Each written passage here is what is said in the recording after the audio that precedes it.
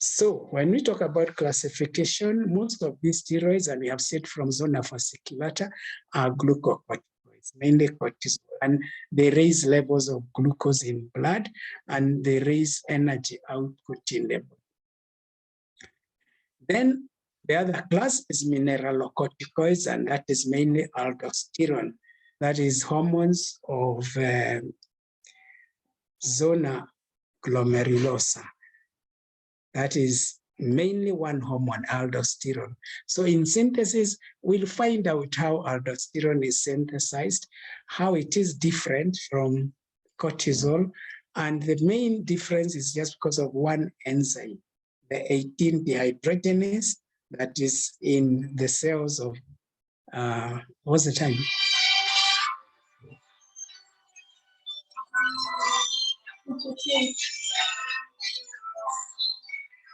That one.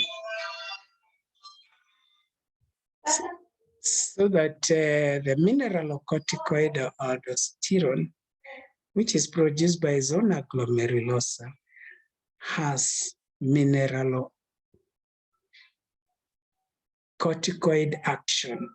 It regulates sodium, potassium, and phosphorus in the kidney. It also regulates hydrogen ion excretion, which is part of this regulation of sodium. That is aldosterone. We'll see how this is also related to ANP, or atrionatriuretic peptide, that also regulates sodium loss, whereas aldosterone increases sodium reabsorption and maintains sodium levels in blood. We find ANP tends to increase sodium excretion, especially when there is high pressure. No wonder it is produced, it is released in the cells of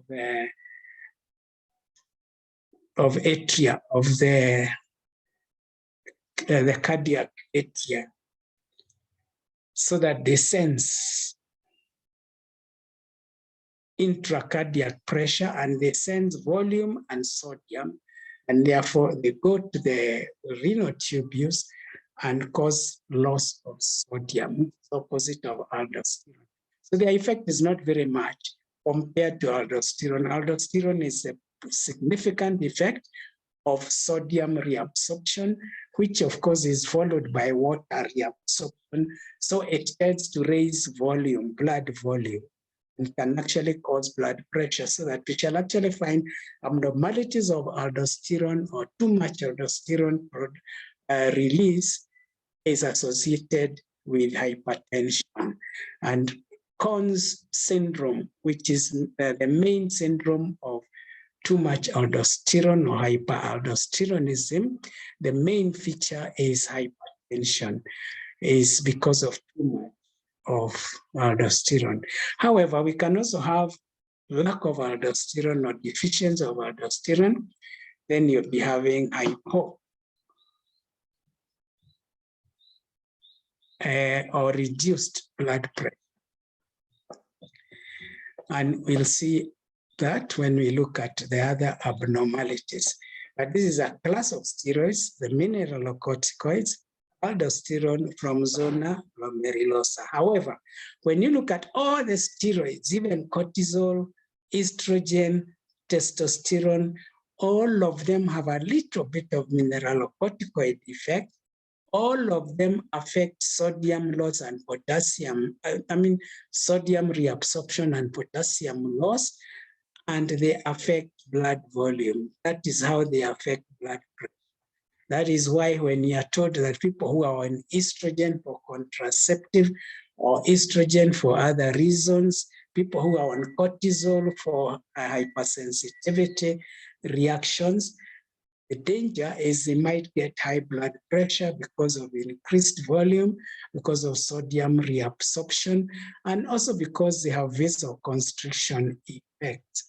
But what we are saying is all steroids have a little mineralocorticoid effect, just like even aldosterone has a little bit of glucose effect or glucocorticoid effect, raising glucose, but not much.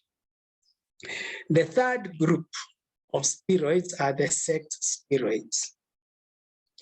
Progesterone in both sexes, because progesterone is the mother of all steroids. As we shall see in the synthesis, cholesterol is converted to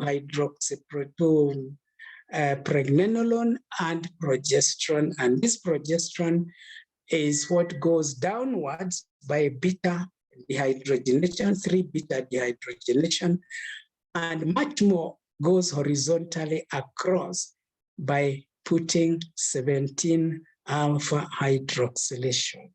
So that now goes to cortisol and androgens. And we shall look at the synthesis. So that when we talk about adrenal cortex, it produces as much sex hormones as the gonads. It produces a lot of estrogen, a lot of androgens, and this is because even cortisol, you need progesterone to make cortisol, and it is the same progesterone that can go into androgens.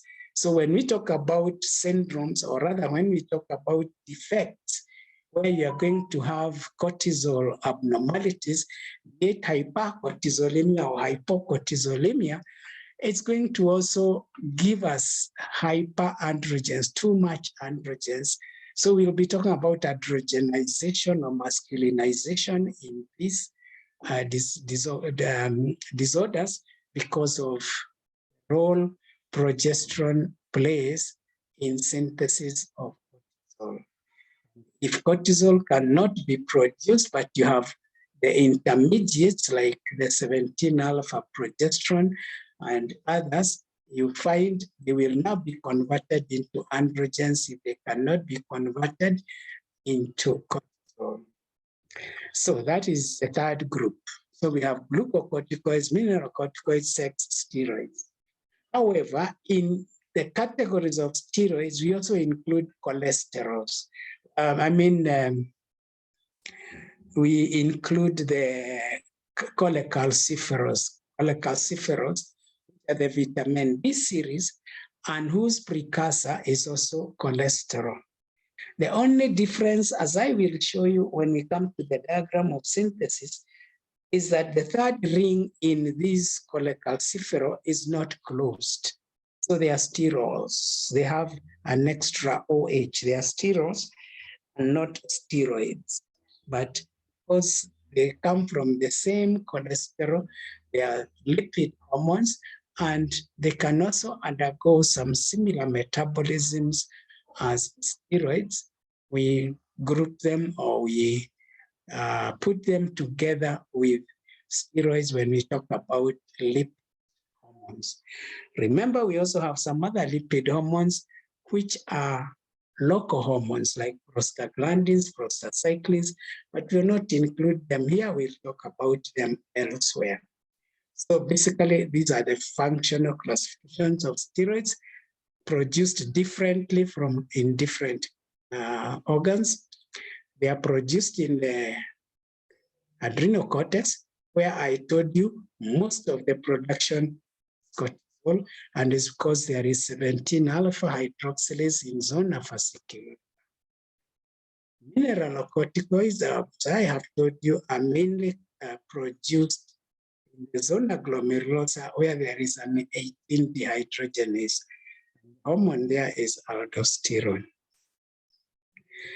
But before you go down to aldosterone, you can also change that 18 DOCA or DOCA, deoxycorticosterone acid.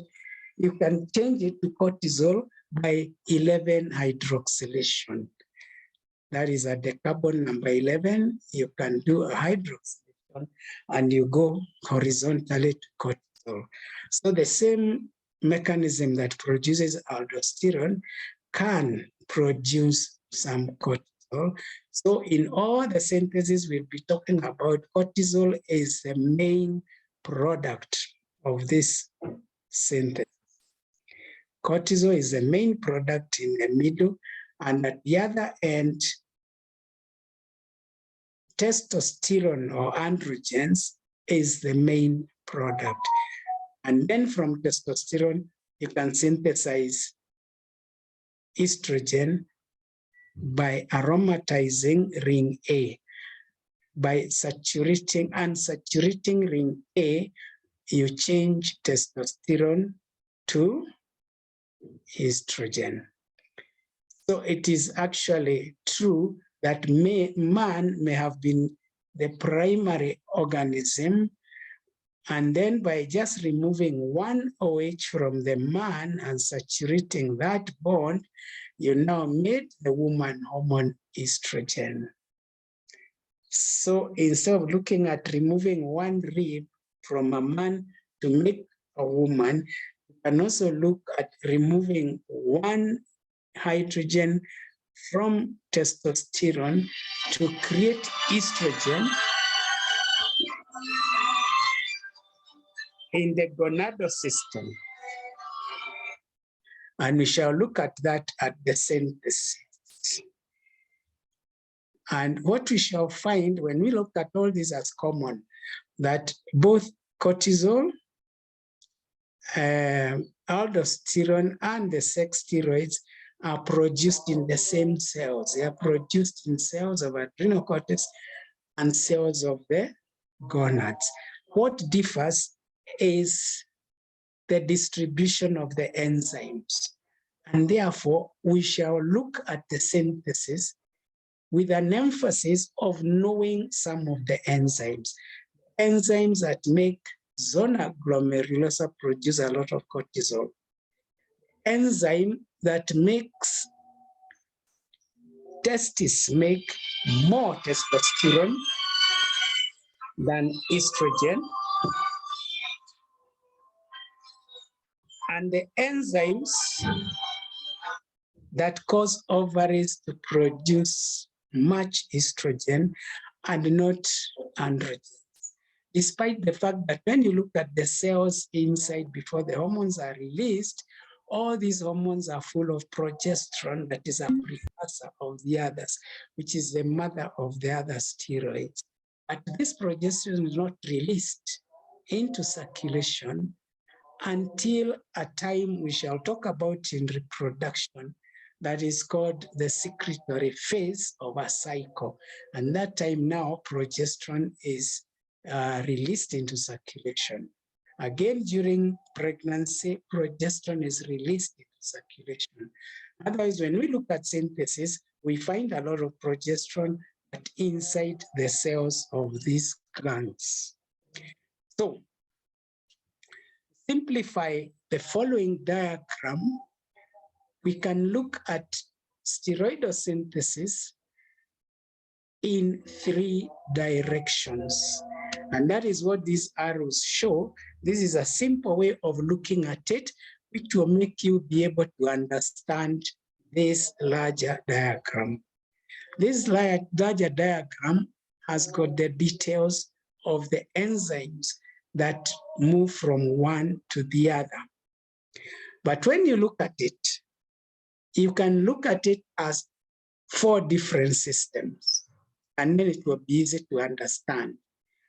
All steroidogenesis starts with cholesterol. Cholesterol is the precursor molecule of all steroids. And this is the molecule that is in the adrenocortex. It is the molecule in the testes. It is the molecule in the ovaries. And this cholesterol is a 27 carbon branched chain. It's a large lipid molecule, 27 carbons. You can see how they are arranged, including having some 3 branches. A branch at position 18, a branch at position 19, a branch at position 21. Your biochemist will show you how these are labeled. They have already shown you how we label these as branch number 18, 19, 21. And we shall be referring at those positions when you talk about where the hormones work, because a lot of steroidogenesis is taking this branch complex molecule and debranching it, cutting one branch at a time, cutting 18, cutting 19, and cutting 21 so that you make it smaller. And you need a different enzyme at all these cuttings or desmoles or debranching enzymes.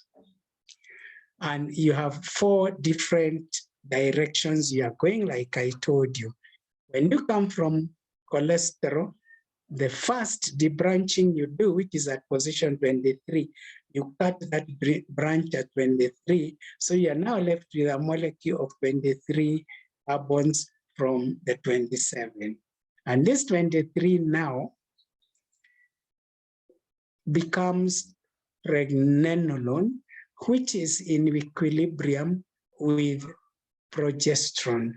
By that bond at position 3, at carbon 3, that double bond is unstable. So it is changing from progesterone to pregnenolone, and you can go to any direction. But this is where I want you to consider as the beginning of all the other steroids, the pregnenolone, progesterone status. And when you are there, the most prominent activity that goes on, that is the activity in the gonads and the activity in zona fasciculata, is this progesterone or pregnenolone progesterone moves across, look horizontal, the first line, the first level horizontal. It moves that way up to a position there in the middle where we get 17 alpha hydroxylation. This progesterone is given as 17 alpha hydroxylation. I'm sure you know an alpha hydroxylation and a beta hydroxylation, just like you know a met and an ortho. So that probably alpha hydroxylation means we are putting OH on the front of the carbon structure. We are approaching from the front. In beta, we do it from the back. But look at 17 alpha hydroxylase. This is now going to be the precursor of most of the other steroids we are going to make. Because now with 17 alpha hydroxylation, you can still continue horizontal to the right and do a 21 desmoles. You remember when you were changing cholesterol to pregnenolone, you did a 23 desmoles. You demolished the branch 23 at 23. You hydrolyzed there, removed the branch and made it a smaller. You made it a smaller molecule than the cholesterol. And that is the one we are now playing with. And you take it horizontal, you get 17 alpha progesterone, and now you work on the branch at 21, remove it. That is called a 2021 desmoles or debranching enzyme. And when you remove that, you get an intermediate called DHE. That is dehydroepiandrosterone. And because it is an acetate, we call it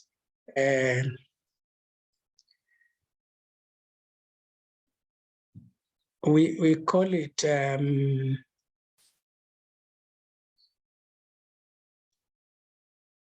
we are moving from 17 alpha hydroxylate to DHEA, which is dehydroepiandrosterone. It is an epiandrosterone. It is taking you to androsterones. So now you're on the right side, and all that time is all that side is androsterones. Where the first step is, and you can read that at home. The first step is to change DHEA into the hormone just before testosterone.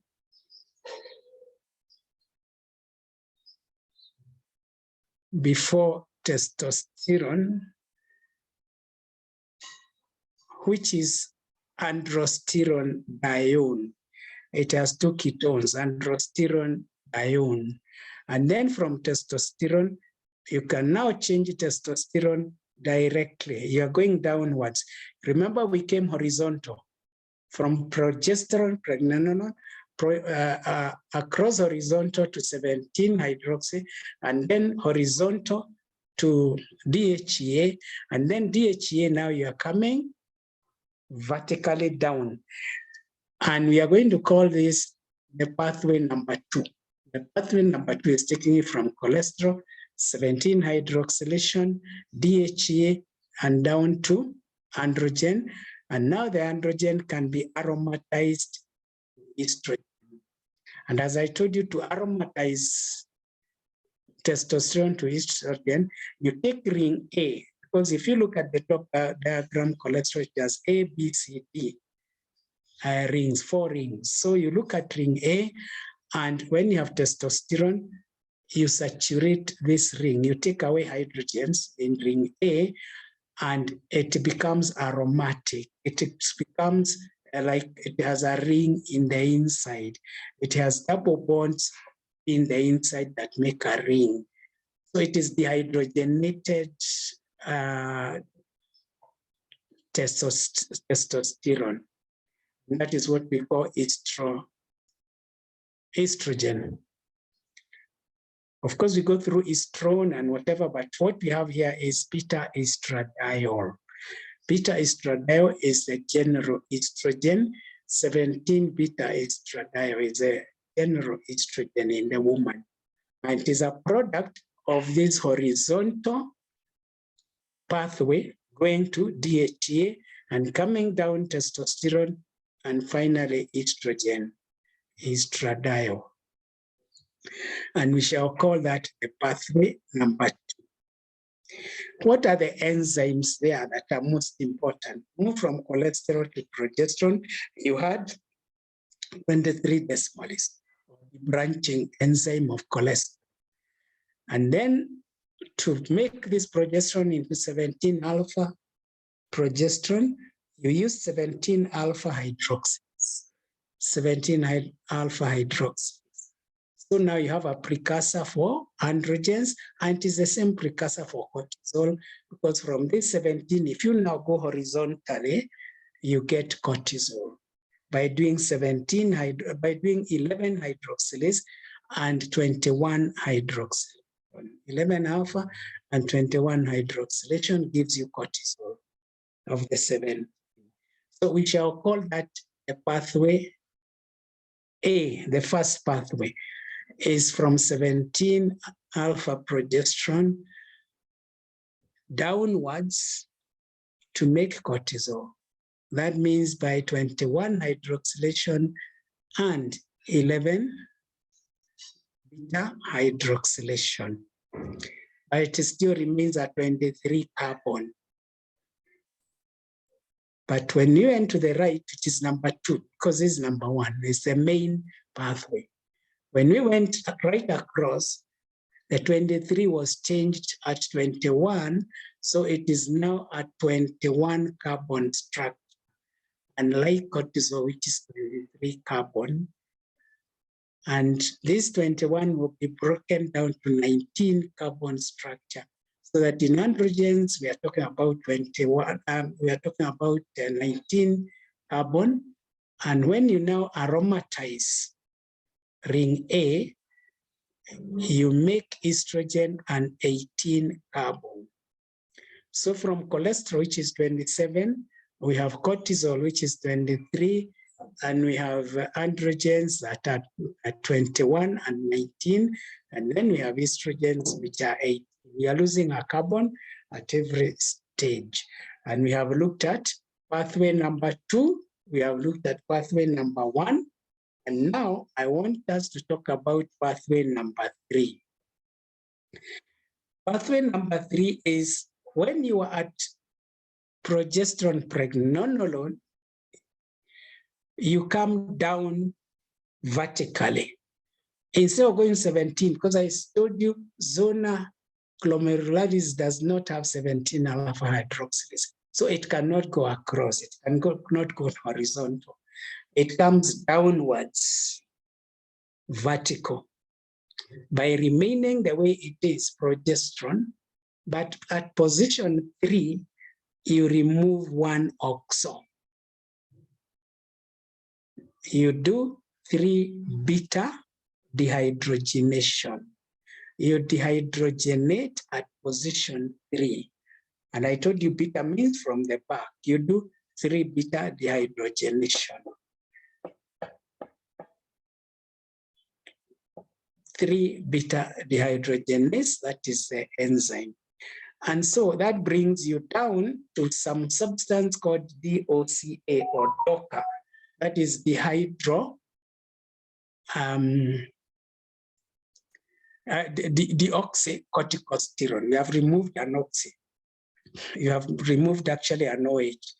So you get deoxycorticosterone or DOCA. And usually it exists as deoxycorticosterone acetate because it is not all metabolized at once. So there will be some of it in the cell as a storage for the next step. And it is on this DOCA that you now do your changes with the enzyme that you have. If you have DOCA in the cells of zona fasciculata, you do 11 dehydroxylation and 21 dehydroxylation the same way you are doing on the right side. And when you do that, you actually make cortisol. So from DOCA, you can still make cortisol. So this vertical mechanism, which I'll call number 3, or pathway number 3, it can end you up with cortisol, even if you don't make aldosterone. It can make you cortisol by changing DOCA, by acting 11 hydroxylation and 21 hydroxylation, just like you are doing with 17 alpha progesterone, and you change to cortisol. So there are many ways of skinning a cat. In the same way, there are many ways of making cortisol. And you can make cortisol by going horizontal from progesterone and then going vertical with 17 hydroxylation, doing it 21 and 11 hydroxylation, you get cortisol. That means horizontal, then vertical, down to cortisol. Even when you have androgen, you can come backwards and make cortisol. So all these routes can end up with cortisol. That is, all roads lead to either Rome or Jerusalem, depending on where you are. And that is, all these 3 pathways can lead you to cortisol. By going horizontal and you reach 17 alpha in the middle, you come down to cortisol. That is the normal mechanism. And as we shall see, this is what is happening in zona fasciculata all the time. And this is also what is happening in the ovary during follicular phase. We are producing cortisol, we are coming down horizontal plus then vertical. In the testes, you are going horizontal all the way to the right and then coming down. DHEA, you come down, hydroxylate to testosterone and then to estrogen. But you can still cross. DHEA can be again dehydrogenated to come to cortisol. Now, I'll leave you to disfigure, is it to disfigure or to unfold that in your quiet time, in your private time. Look at all of it and see how all these mechanisms can bring you down to cortisol. So that this is what mainly happens in adrenal cortex and mainly in the fasciculata. So I've given you pathway number 1, which is horizontal to 17 hydroxylase, and most important is 17 alpha hydroxylase. And it goes down 11 hydroxylase, 21 hydroxylase to give you cortisol. That was number one. Number two was when you reach 17 hydroxylase, you still continue, you go across by desmolase of 21, and you get DHEA, dihydroepiandrosterone. And this epiandrosterone is now the precursor of testosterone and then estrogen. That is pathway number two, going horizontal all the way to the right and coming down. And I've told you number three is this one from progesterone. You come vertically down, you get DOCA by doing 3-beta dehydrogenase immediately after progesterone. You get DOCA or DOCA, and this DOCA can now be changed to cortisol by 11 and 21 hydroxylases, or when it is DOCA, you can then subject it to 18 dehydrogenase, 18 beta steroid dehydrogenase, but just call it 18 dehydrogenase. And this 18 dehydrogenase is what changes DOCA into aldosterone. And you do this in zona glomerulosa because this is the only zone where there is 18 dehydrogenase. You don't have 18 dehydrogenase in zona vasculata, reticularis, and gonads. So there you don't make granulosa, you don't make aldosterone. So aldosterone is only by this pathway number 3, which is directly vertical on the left, and which depends on the 18 dehydrogenase of DOCA at position 18 as almost the last step of making aldosterone. But if you don't do that 18 dehydrogenation, but you do 11 and 21 hydroxylation, DOCA can go across. So these are 3 mechanisms that will end you at cortisol. One was you went horizontal, and when you reach 17 progesterone, you came down, you made cortisol. That is a normal mechanism, and is 70% of what is happening all the time in adrenal cortex. Second mechanism, you could go all the way to DHEA, to androgens, epiandrosterone, and then come back to cortisol. And this is much more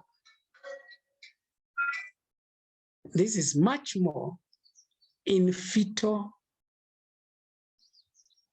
gonad, in fetal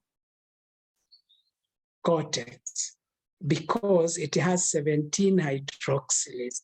It can hydroxylate DHEA.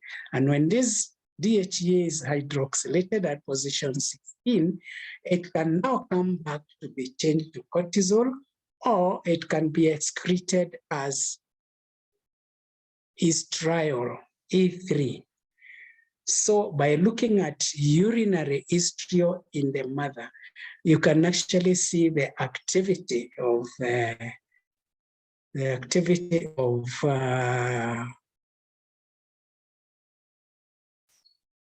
16 hydroxylase, or the activity of adrenal cortex in the fetus.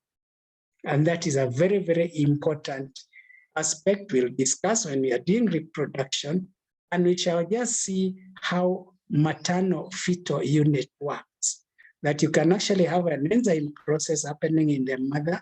You make DHA, and that DHA goes to the baby, to the fetus, and fetus does 16 hydroxylation because it has 16 hydroxylase, and mother doesn't have 16 hydroxylase. Once you do 16 hydroxylase of DHA, it can come back into mother's circulation, and then it can be converted into cortisol. So these are many ways of making cortisol.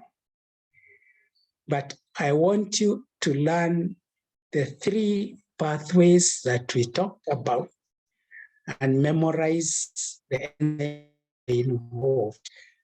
Started with cholesterol, We used cholesterol desmolase or cholesterol debranching enzyme.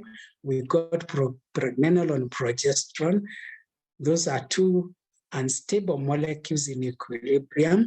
And this progesterone was changed to 17 alpha progesterone by 17 alpha hydroxyprogesterone. Now it is in a position to be made into cortisol in the adrenal cortex, or to be made into DHEA or epiandrosterone in the gonads by 20 desmolase, by another debranching enzyme of this complex steroid or product of progesterone. And that DHEA now can be acted upon vertically to give you testosterone, and testosterone ring A can be aromatized or be unsaturated to give you estrogen. So that estrogen or E2 is specifically testosterone whose ring A has been dehydrogenated. And the enzyme there is ring A aromatase, or testosterone ring A aromatase. And this aromatase is only in the ovary, only in the woman, it's not in the man. And so this aromatization happens in the ovary, but funny enough, it can also happen in fat tissues in the woman, peripheral tissue.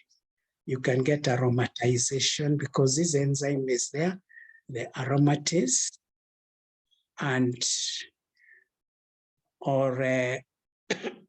aromatase.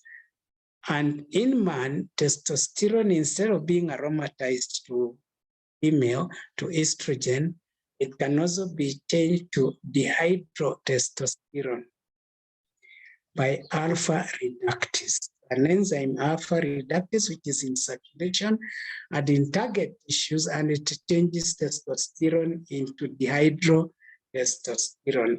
Because some of the receptors in the target tissues are receptors of dehydrotestosterone and not testosterone.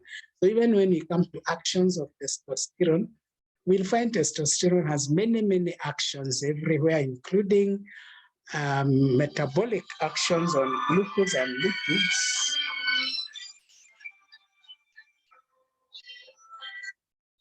And dehydrotestosterone, or DHT, has got receptors, say, on skin,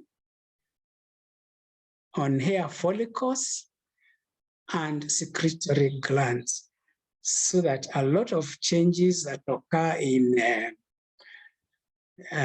man may be related to DHT and not testosterone.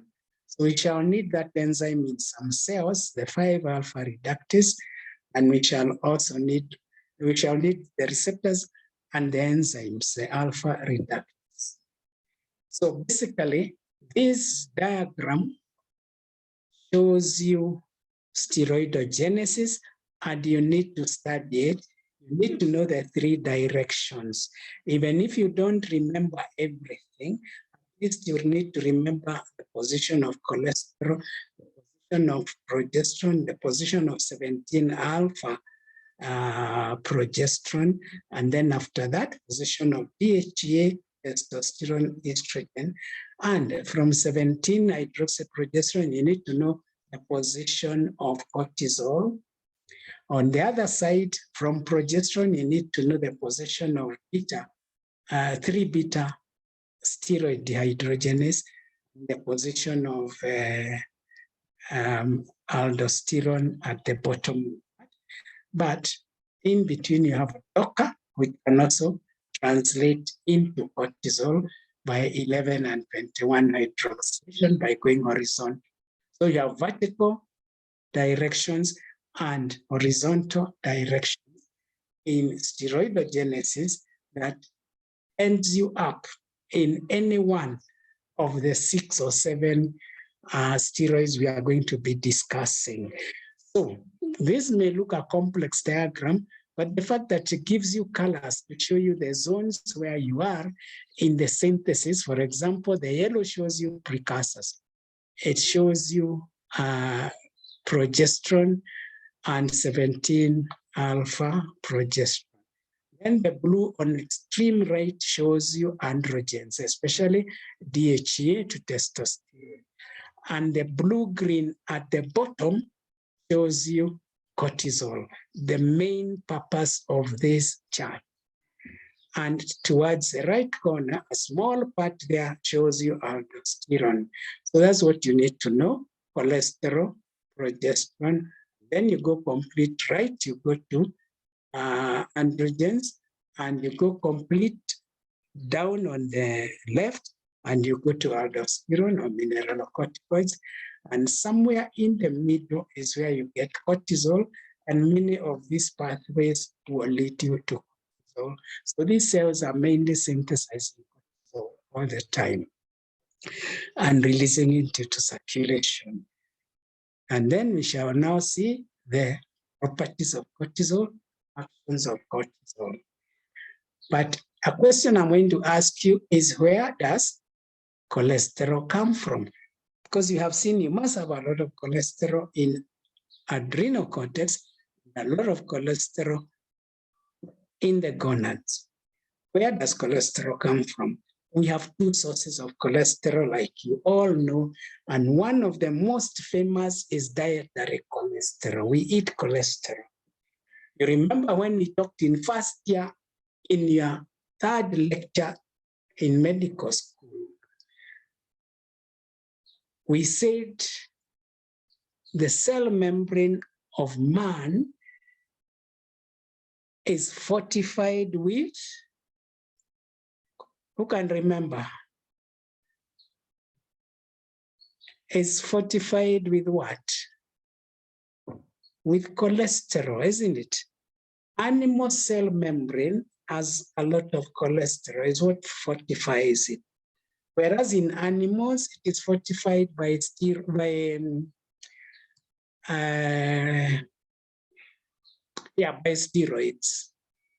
By steroids. But in man, by cholesterol.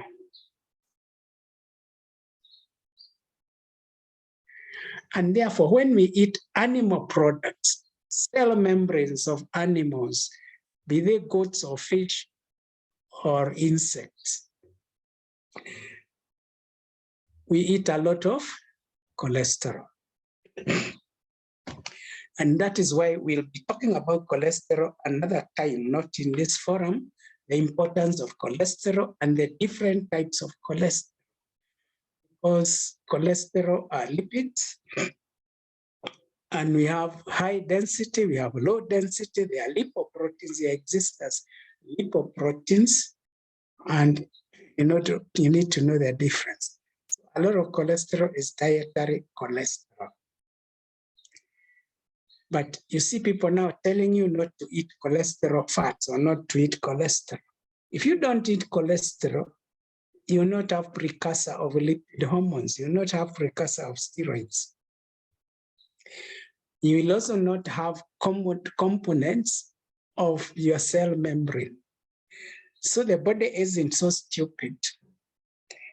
It does not just depend on dietary cholesterol. We also have de novo synthesis of cholesterol in the body from acetyl-CoA. You remember when acetyl-CoA is synthesized, and you can get acetyl-CoA from carbohydrates, you can get acetyl-CoA from lipids, and all this is in mitochondria. When you have this acetyl-CoA, it is altered to acetoacetate. And these acetoacetates can be polymerized and branched to make cholesterol. So we make cholesterol de novo in the cells by polymerizing acetoacetates from acetyl-CoA. That is why a pig will eat a lot of vegetables without any fat, and it will still grow fat, because from those carbohydrates, acetyl-CoA then acetoacetate cholesterol. So we have dietary cholesterol and we have our own cholesterol that is synthesized from acetyl-CoA. And that is the basis of synthesis of steroids. Or we look at actions of steroids. So unless anybody has any comment or any question, that is how far I'll go on steroid, on cholesterol, on steroid synthesis, biosynthesis. But I want you to be able to understand the principles. You now go and read the details. When you look at that picture, it looked complicated. But after explanation, it is as simple as the one on the screen now, this slide on the screen. Start with cholesterol, and cholesterol is the branch with progesterone, pregnenolone, and it gives you the root number 1. You go to 17-hydroxyprogesterone, and right there in the middle, you go downwards vertically, 11-hydroxylation and 21-beta-hydroxylation, and you end up with cortisol. That is what happens almost all the time in zona fasciculata. This is over 70% of the adrenal activity. But the same process is the one that makes androgens, and then androgens, testosterone is converted to estrogen by aromatizing. And that shows you up there that you go horizontally to the right, and at the end, you come down from DHEA, dehydroepiandrosterone. Come down to testosterone and estrogen. And then we now come back to the third pathway, which is completely vertical from cholesterol, progesterone, DOCA, and then this DOCA can go vertically down to aldosterone. This is in zona glomerulosa because of the one enzyme that causes 18-hydro. But you see, we only said zona glomerulosa is 10% of the whole adrenal gland. So it is quite small. So it cannot take all this cholesterol that has been turned into 3-beta hydrogenated DOCA. So a lot of that DOCA again crosses. There you can see the line in the middle. It crosses towards the middle and is able to make, it crosses as DOCA, DOCA, and it can now be converted into cortisol by the same enzymes that are already there, 11-hydroxylation and 21-hydroxylation. 21 first, 21-hydroxylation and 11-hydroxylation. So it comes to cortisol. So if you wish, you can say this is the fourth pathway. That is from progesterone, DOCA, and then across and down to cortisol. So we said pathway number 1 from progesterone down to, is from cholesterol down to progesterone, across to 17-alpha hydroxylation, and down again to cortisol. That was pathway number 1. Pathway number 2 was from cholesterol to progesterone, across to 17-alpha progesterone, and then that one goes hydroxyprogesterone, and she goes across to the right to make epialdosterone. Sorry, androgens. That is, it goes to the right to make androgens. When you come down, they make testosterone, and from testosterone, we aromatize estrogen. That was 1, 2, and 3 was completely vertical to aldosterone. zona glomerulosa. And we said a fourth one is you could take doctor across to cortisol in the middle. So this is just a summary of the other big one. So I think I'm going to give you a few minutes to vote a pumzi because we don't have a lot of time left. A few minutes, and then we meet again just to talk about actions of cortisol, actions of glucocorticoids. That is the mode of action of cortisol and its actions, its effects. So please make sure you stand up, you stretch, you cough, you go out a little and sneeze. Don't sneeze on other people. And then we meet in 3-4 minutes. If you have any comment or question, you can unmute yourself and ask, although you may not be sure that I'm still on the microphone. Yes.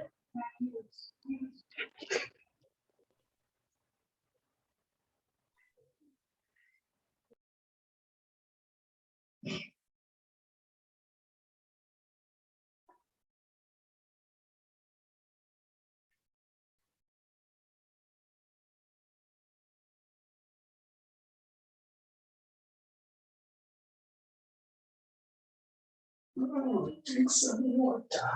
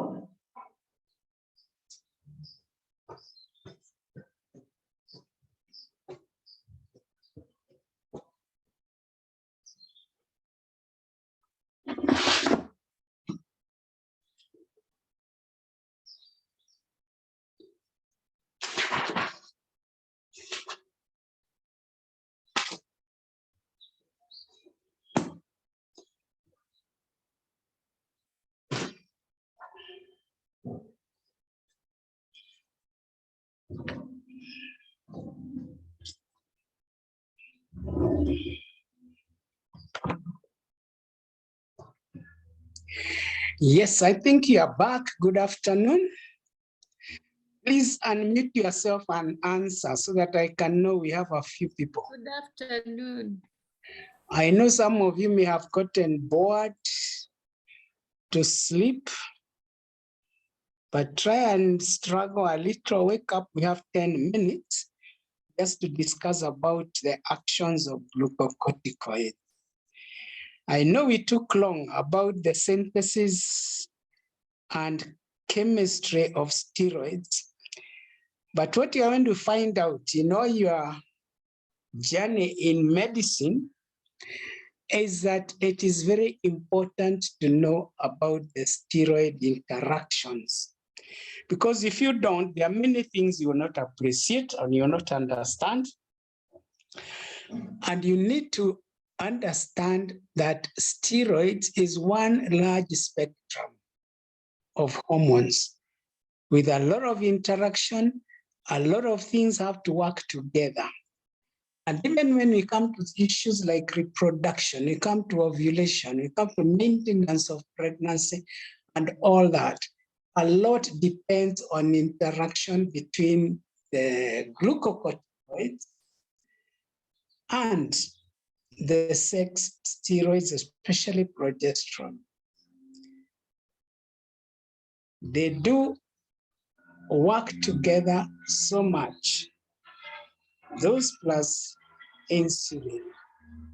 So you really need to understand the common origin of steroids, the way they can be interchanged in circulation. You can have interconversion of one steroid to another, especially for those people who have a lot of fat tissue.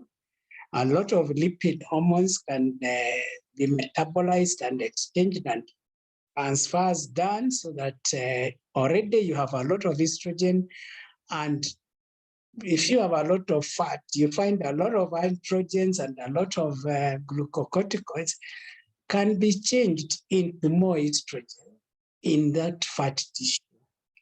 So you already had more estrogen, and the lipids make you have more estrogens, the glucocorticoids make you have more estrogen, so that you find yourself having even problem. If you are already fat, you grow fatter.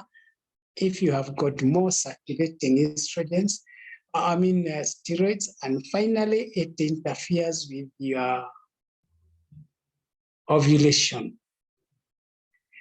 Even if increased glucocorticoids should reduce your weight because of breaking down your ATP to energy, but you can also see they will interfere with the conversion of your glucose into lipids. So you need to know interactions of steroids with other hormones, and mainly in that when we talk about permissive action of hormones, we find steroids, especially cortisol and thyroid hormone T3, are some of the hormones that are almost always involved with the receptors in tuning receptors, in upgrading or downgrading of receptors, so that they give what is called permissive action to other hormones. They facilitate action of other hormones, including insulin and much more, insulin and growth hormone. And that's why we are talking about glucocorticoids, because they cause an increase of circulating glucose and circulating free fats and glycerol, and circulating amino acids and protein synthesis from amino acids. So they are very important because they control functions of many other hormones or body functions. They control energy and ATP down. They even control things like thermoregulation, that is temperature regulation, and many activities of the body. So we need to just quickly talk about actions of glucocorticoids. And in mind, think about cortisol. What is the action of cortisol? Most important is their own name, their categorization, glucocorticoids. They maintain high levels of glucose in circulation. One, by reducing entry of glucose into cells so that glucose stays in circulation. That means they have anti-insulin activity, both at cell membrane level and inside the cell. At the cell membrane level, they inhibit insulin receptors so that insulin does not cause too much entry of glucose into the cell, and glucose remains high in circulation. That's why we say glucocorticoids are diabetogenic. They reduce entry of glucose into, and whatever they do to the small units of carbohydrate, that is glucose, they will also do it to lipids and amino acids. So they also reduce entry of fats or free fatty acids or free fats into the cell at the cell membrane. They reduce entry of amino acids into the cell so that you have more amino acids in circulation rather than going into the cell for protein synthesis. So in many ways, glucocorticoids, cortisol are inhibitory to growth. And that is why we'll find they even delay wound healing, they delay repair, including bone repair, and they inhibit mitosis and hyperplasia. And at the extreme of it, that is why they will even be used as anti-metabolic hormones or anti-growth hormones. Or when you're talking about carcinogenesis or cancers, they'll be used against cancer growth, against mitosis and hyperplasia. Most important use of glucocorticoids is in inflammatory conditions. They are very useful where we have inflammatory reactions, where we have got basophilic activity, where we have got immunity, hyperimmunity, immune cell mechanisms like eosinophils or basophil production of anti-inflammatory substances or inflammatory substances. They are anti-inflammatory. So that is the basis of cortisol. That is the basis of steroids or glucocorticoids used in inflammatory conditions like arthritis, rheumatoid arthritis, or even other processes, autoimmune processes in the body, because they are anti-inflammation. And that means they suppress bone marrow activity where a lot of growth should be occurring. They suppress bone marrow activity. They suppress white cell production. And that is why they are also useful in cancer.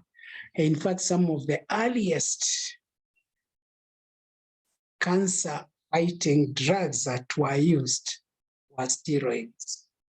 Like in leukemia, they would reduce white cell production and they would reduce white cell action. So you are going to find the earliest regimes that were used to fight cancer or chemotherapy were steroids, specifically glucocorticoids. And even now, cortisol is part of a lot of regimes of cancer, as dexamethasone, because as we shall see, Cortisol has very short action, so we have synthetic corticals, cortisol, corticosteroids, prednisolone and other forms, and dexamethasone. These ones are usually longer half-life, and therefore they can be used. So when we say steroids are anti-inflammatory, steroids slow down growth and mitosis. Then you can see the application. You can see the importance. So we'll go through these slides just as a list of actions of glucocorticoids, but I have told you they are anti-mitosis, they are anti-growth, and they inhibit protein synthesis. A lot of activity of steroids, especially cortisol, is to inhibit production of messenger RNAs from the transcription maker to inhibit protein synthesis. So when you have inflammatory proteins, even if they are for repair of the body or growth of the body, we find that steroids, especially cortisol, have got anti-growth activity. So they regulate blood glucose levels. They have permissive effects on gluconeogenesis and increase glycogen synthesis. So one anabolic thing they have in carbohydrates is they increase glycogen synthesis in a way of using more of the glucose inside the cells. And that reduces cell glucose, but increase circulating glucose. There is insulin levels, but they reduce insulin entry, glucose entry into cells. They inhibit insulin action at cell membrane. They increase catabolism or breakdown of units, breakdown of ATP, breakdown of carbohydrates and free fatty acids, breakdown of proteins into amino acids. Whereas they decrease carbohydrate metabolism and carbohydrate polymerization, that is glycoproteins and lipoproteins and other carbohydrate metabolism, they actually increase fat metabolism. They increase storage fat, help fat deposition. And as we shall see later, you can even distinguish the role of steroids in fat deposition. When we talk about cortisol or glucose in the middle of the body, in the trunk, something we call truncal obesity. Somebody even gets what we call hump effect, so that you have got truncal deposition of fat. Fat is deposited along the tummy, the back, and even over the shoulders, like hump. And when you think about too much cortisolemia, like in Cushing's syndrome, you find they have that fat distribution across the main body. Well, it doesn't happen in the limbs. So they have thin limbs and fat bodies. That is cortisol. Whereas you remember, estrogen also increases storage fat, but it causes a biased fat distribution. That means you have fat deposition in the preferred areas that is different from the truncal obesity. You get somebody's fat distribution is in the breasts, in the areas of sitting down, in the thighs and upper arm, so that you find somebody is more rounded, even a lot of subcutaneous fat. When somebody is young with a lot of estrogen and estrogen receptors, they will have a lot of subcutaneous fat. That means the skin is stretched, the skin looks smooth, and the curves are exaggerated. As the person grows old in menopause and loses this estrogen, they start losing that subcutaneous fat. So they start getting some sagging abdomen. Sometimes the back of the trousers start sagging, and sometimes you find even shoulders and thighs and others, they start losing the fat that was because of estrogen. One, because of cortisol, goes up if they have Cushing's syndrome. So they'll have that type of disease. So fat distribution is a factor in steroids, where glucocorticoids cause truncal storage of fat or truncal obesity, while estrogen causes distribution, preferred distribution in different parts of the body. And androgens generally don't cause much fat position, but they cause muscle growth. Muscle growth, and that is why sometimes androgens or derivatives of testosterone are used as a drug of abuse for those people who try to increase their muscles. For people in exercise, weightlifting, and those type of whatever, they do use androgens, are more long-acting. So at the same time, cortisol will have a little mineralocorticoid activity. That means glucocorticoids also have a little of aldosterone activity of reabsorbing salt in the kidneys. We've already talked about anti-growth, anti-mitosis effect, so that in connective tissues, in bone, in collagen, we have got slowed growth, we have got poor repair, we have delayed wound healing. In calcium metabolism, again, in the same way, corticoids, cortisol, corticosterone, synthetic cortisol like dexamethasone, all these steroids stimulate osteoclastic activity rather than osteoblastic activity. They inhibit osteoblast activity.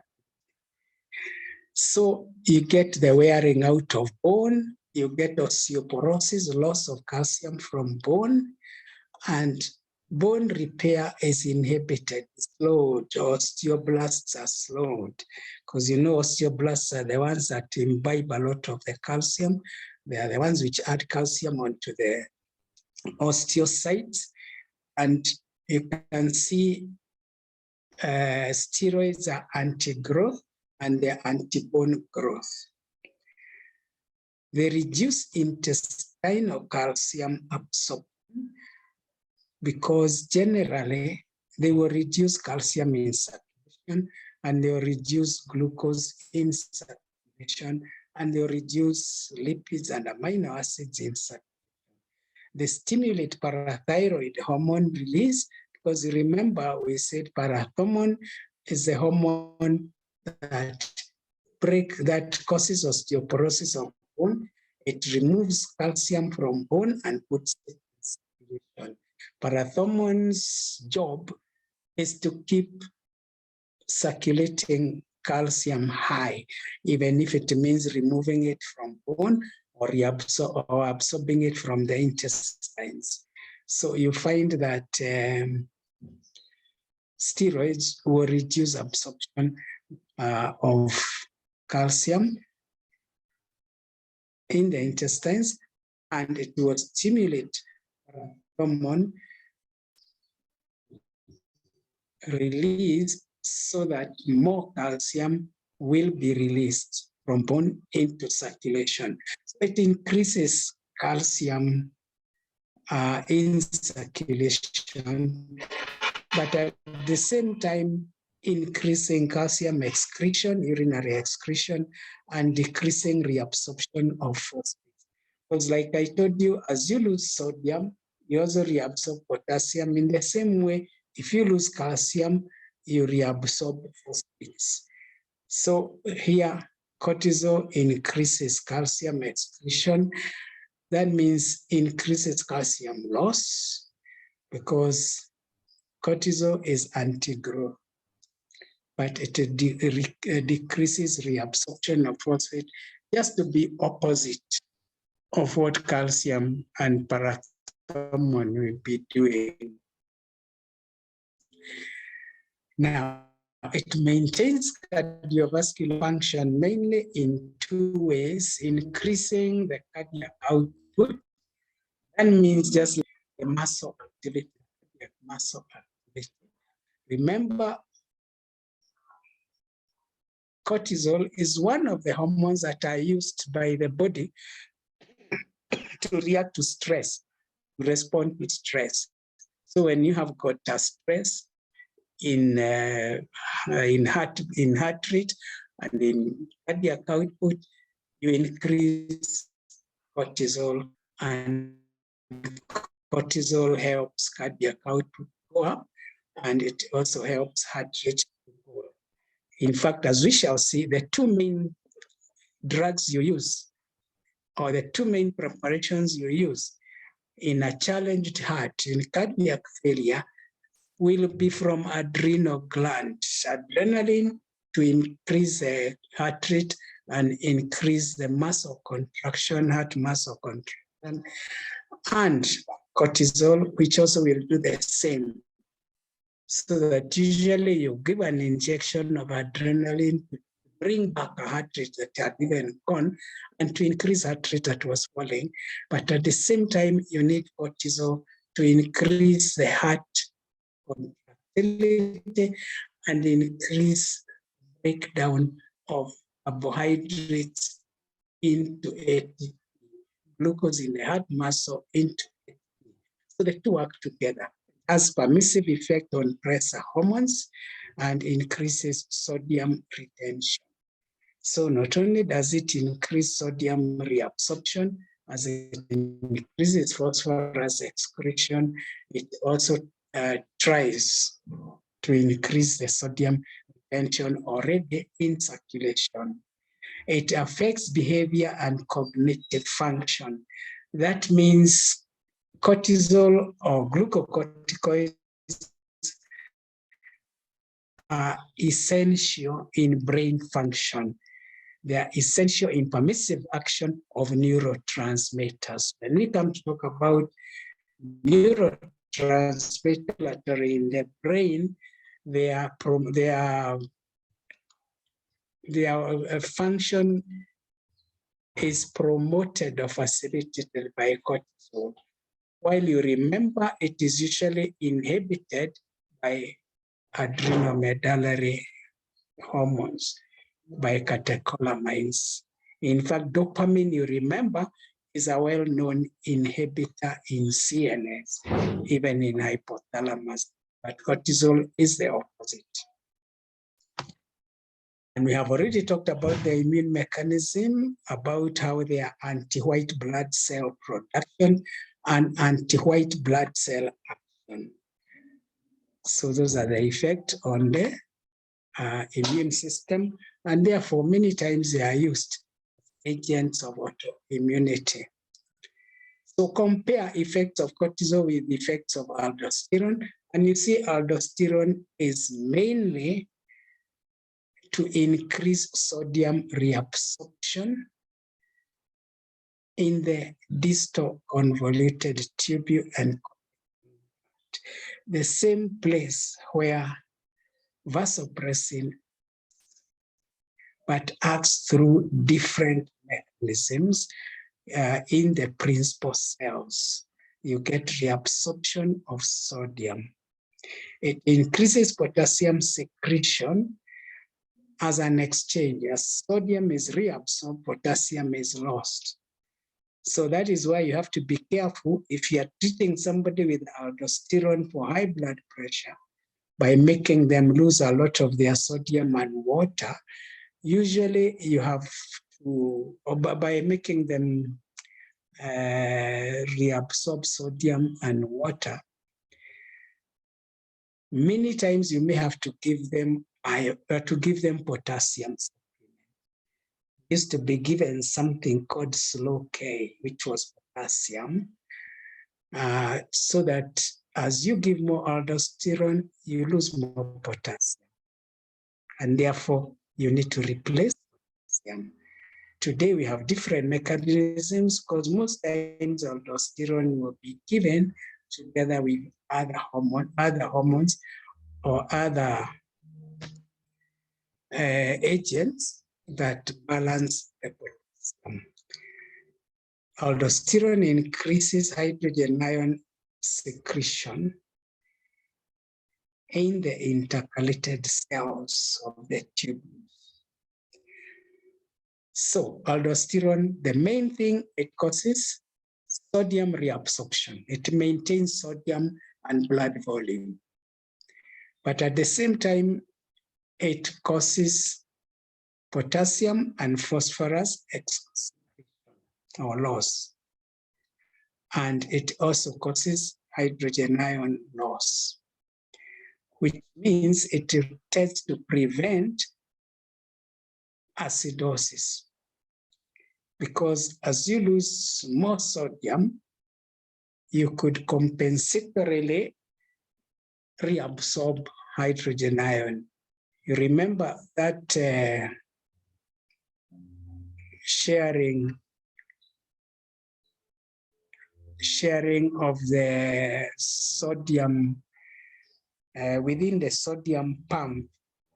You have got you have got a mechanism that loses sodium and can also attach hydrogen ion. So sometimes you would lose the sodium, and that same receptor would reabsorb hydrogen to compensate for the loss of a cation. And this can lead to acidosis. So aldosterone avoids this by causing loss of hydrogen ion. That is alpha intercalated cells in the tubules. So this is the cellular mechanism of aldosterone, and I wanted to learn it because it is the same cellular mechanism of other steroids. These steroids mainly act by receptors that are intracellular. They are cytosolic receptors. They are in the cytosol. And the aldosterone, or even any steroid, the steroid combines with cytosolic receptor. So we make a steroid cytosolic receptor complex.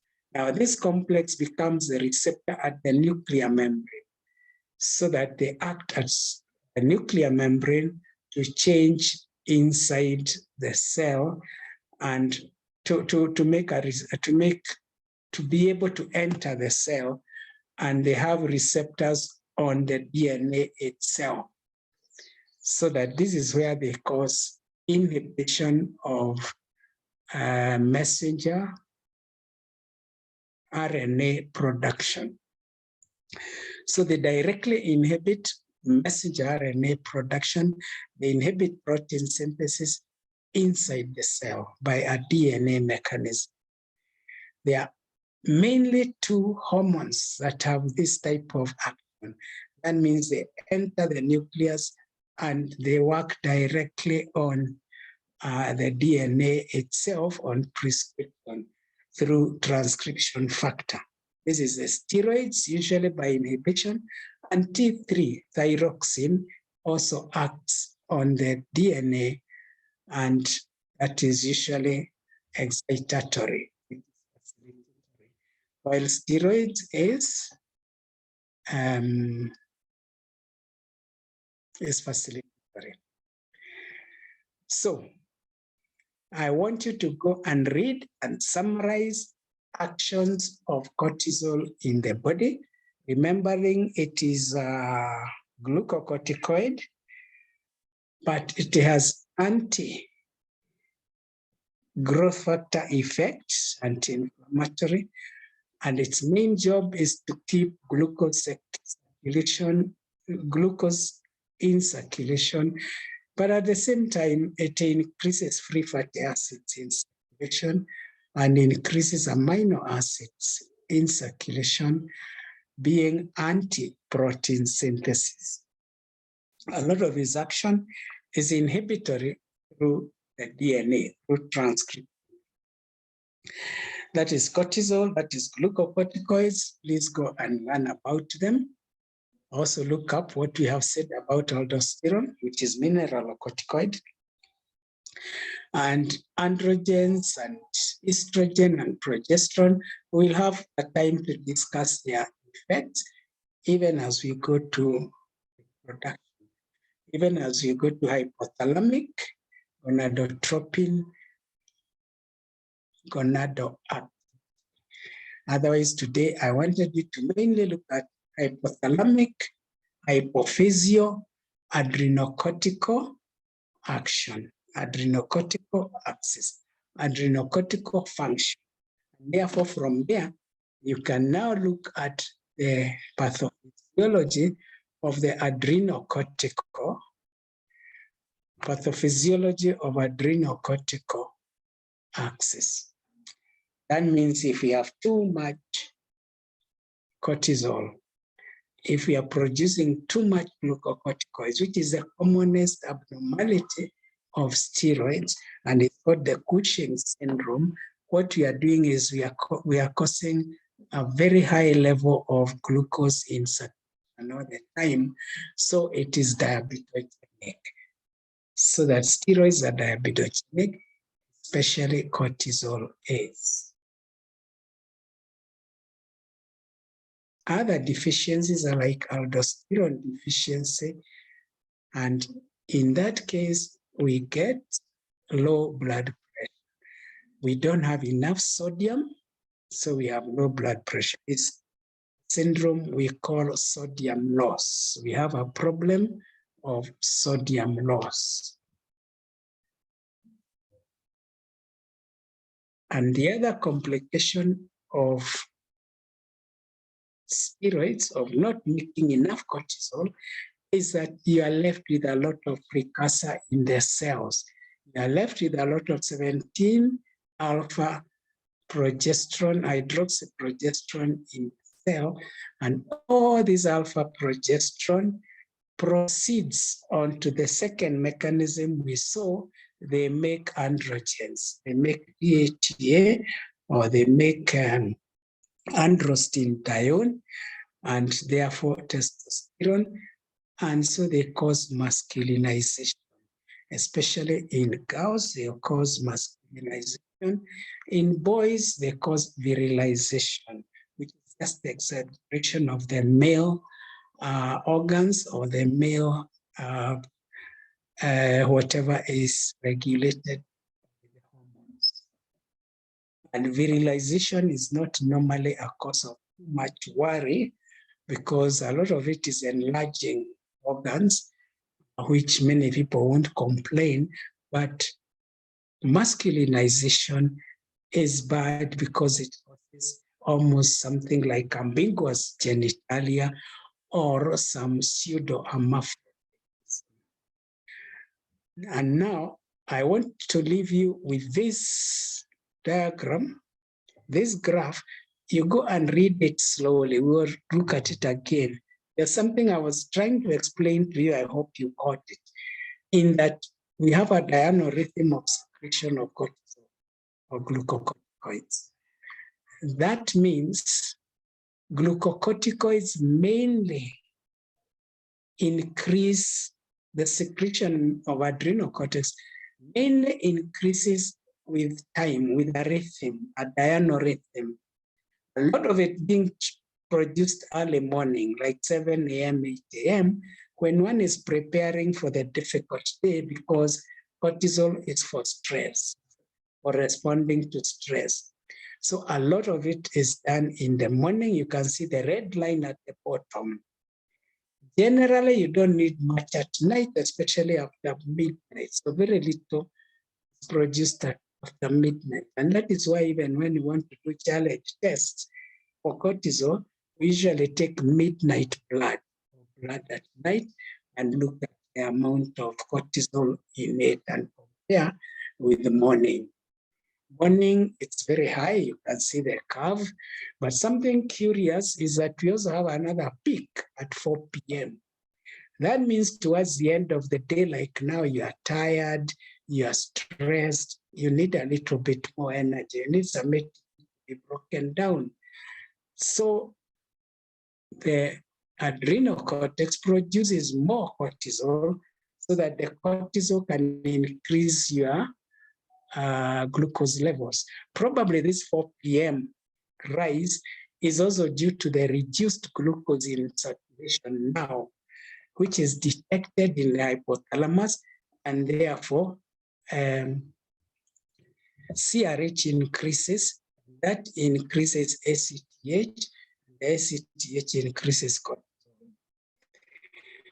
So you can see the pattern. Maximum production, 7, 8 a.m. Minimum production after midnight, a small peak at 4 p.m. And this is a hormone that responds to stress. Patient is arranged for heart in a diurnal rhythm, a twice-a-day rhythm, or a circular circadian rhythm by the hypothalamic CRH. So that you can see first, it is ACTH that rises first, and then it causes cortisol to rise. When you look at gonadotropin and thyrotropin, you find that it is low T3 that causes FSH to be produced. It is low FSH that causes estrogen to be produced. But in this case, the cortisol is produced because already there is high ACTH. So the cortisol curve follows ACTH curve, so that ACTH secretion is a planned increase because of the ACTH. Cortisol production is planned on ACTH secretion. Otherwise, I'll not say much more. Go and look at these slides. Look at effects of ACTH. Look at results of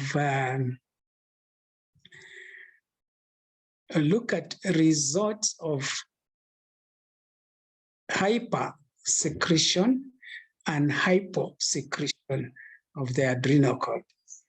That is, we have adenomas sometimes, we even have carcinomas of the adrenal cortex, but what is commonest is adrenal adenomas, and they will usually produce extra cortisol. So we have hypercortisolemia.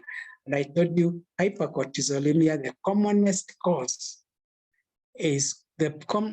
condition is Cushing's syndrome. But you can also have hypofunction, especially when there's total destruction of the adrenal gland. And this is usually by abdominal infections like peritonitis or TB or meningitis.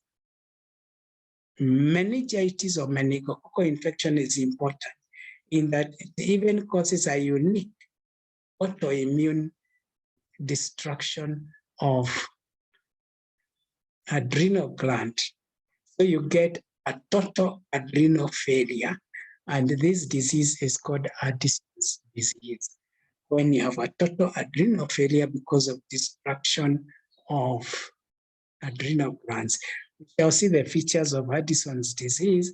And because of the very high ACTH in circulation, because there's not enough cortisol, it will have effects on the skin, which are the effects that should have been produced by beta melanocyte stimulation, and now they are produced by the increased ACTH. Then after that, we talk about how to assess this hypothalamic pituitary axis, adrenocortical axis. One, to see what is stimulating adrenal cortex to produce cortisol. That is in Cushing's syndrome. Is it hyperfunction of anterior pituitary? Is it overproduction of ACTH? And is ACTH from anterior pituitary, or is it from ectopic states like bronchus and others like we shall see? Or is it an adenoma in the anterior pituitary? When it is an adenoma in anterior pituitary, which is the commonest cause, that is what is Cushing's disease. Then you look at too much aldosterone, hyperaldosteronism, or Conn's disease, where now there will be too much aldosterone, too much sodium retention, increased blood volume, and hypertension. So you look at hypercortisolemia, hypocortisolemia, and also aldosterone, primary aldosteronism, and you see the features. So that is Cushing's syndrome, trunk obesity.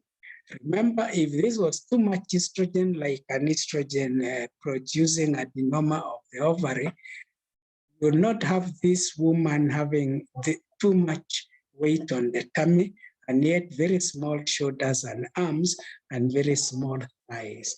If this were estrogen, she would have deposited most of her fat around the bust, on the upper arm, and those thighs would be touching each other on the inside. If you were to turn, there would be a lot of fat stored at them. And now you see with the cortisol, the shape is not maintained, the curves are not maintained. This is like disorganized obesity. It is trunk obesity with hump, with a moon face. There's a lot of fat on the face, and even the neck has a fat pad, and the face we refer to it as a moon face. Remember, this person also has a lot of lipid in the cells, internal part of the body, and there's a lot of glycogen that keeps releasing glucose, so her glucose levels are high. So somebody with Cushing's syndrome will have hypertension because of all the salt retention and volume retention. She'll have diabetes. She'll have this trunk obesity and moon face.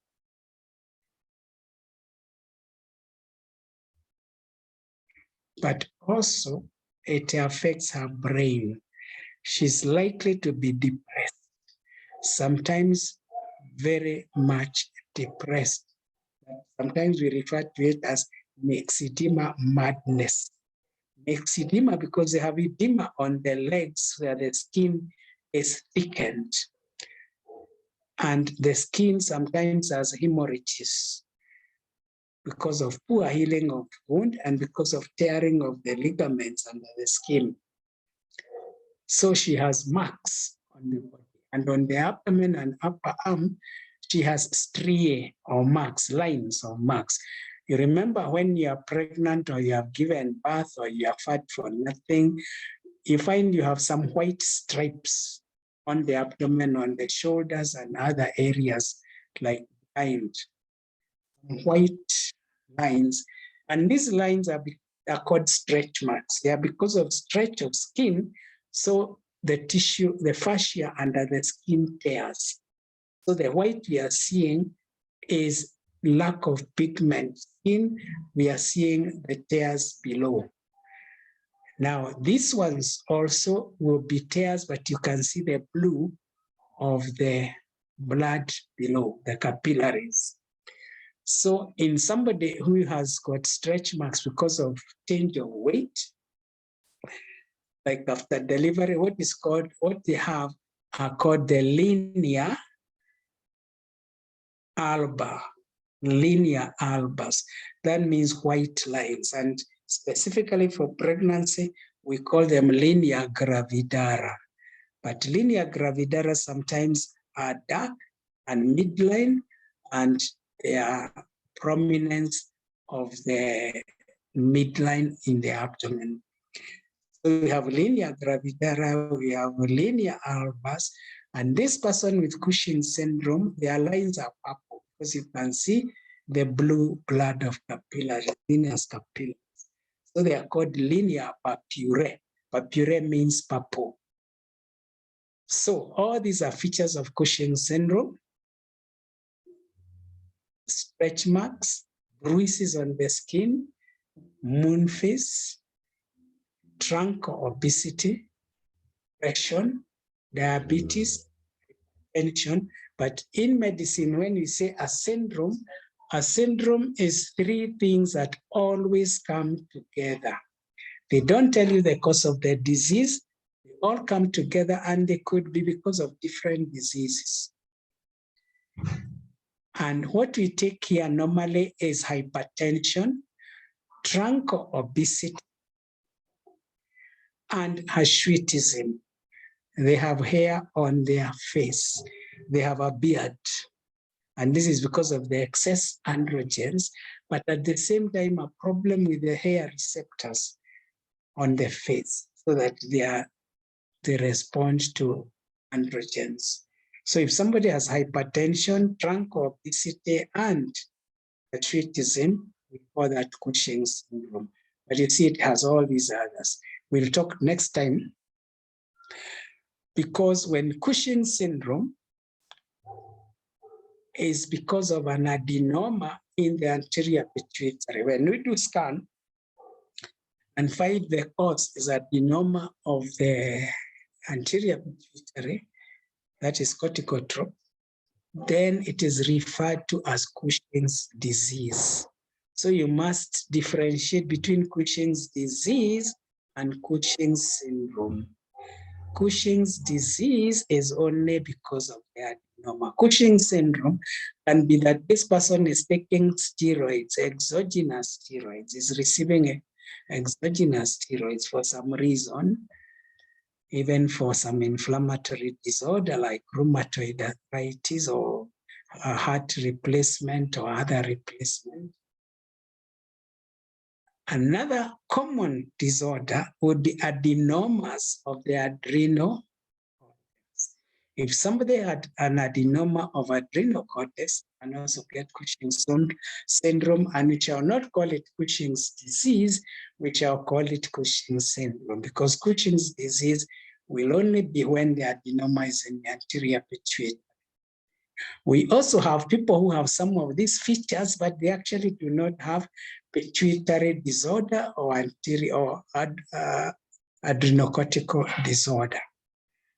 Probably they have this syndrome because of taking a lot of fats for some reason, or because of taking steroids, exogenous steroids for some reason, or they may have other failures that is giving them this type of look.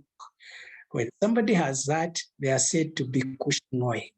So Cushingoid is not Cushing's syndrome, but has features of Cushingoid, especially trunk, obesity, and moon face. They may not have a sweet or facial hair. So Cushingoid is just an observation, and it is not a medical diagnosis. It's just the way you look at somebody and see somebody's tall or somebody's. Cushing's syndrome is when they have features of Cushing's syndrome, but cause is not anterior pituitary adenoma. When the cause is anterior pituitary adenoma, then it is Cushing's disease. And this is common in ladies of 50, 70 years. That is ladies who are just past their middle age. So here you can clearly see linear pupillae. These are different from linear alba. They are purple. She also has many bruises, slow healing because of the high cortisol. Remember, this is cortisolemia, hypercortisolemia. And you go and look up investigations in hypercortisolemia, especially what we call the low-dose oral dexamethasone test. Looks like my throat has come to the end of talking.